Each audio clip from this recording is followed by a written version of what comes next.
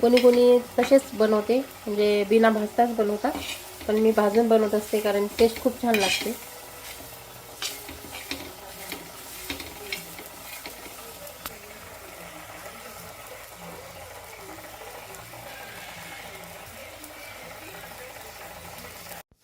तर बघू शकता इथे मस्त असे सोले मी भाजून घेतलेले आहेत. तर इथे घेतलेलं आहे मी कोथिंबीर, खूप मोठी कोथिंबीर घेतलेली आहे, टोमॅटो, हिरवी मिरची सुद्धा भाजून घेतलेली आहे, लसण पाकळ्या आणि जिरं घेतलेलं आहे. आणि आता इथे मीठ सुद्धा घेते की जेणेकरून ह्या ज्या सोल्याच्या भाजीमध्ये हे सर्व साहित्य एकत्रच मिक्सरमध्ये मी बारीक करून घेणार आहे. कोणी पाट्यावर सुद्धा वाटते, पण माझ्याकडे पाटा नाही आहे. माझा पाटा जो आहे तो खराब झालेला आहे, त्याच्यामुळे मग मी आता मिक्सरमध्येच काढणार आहे.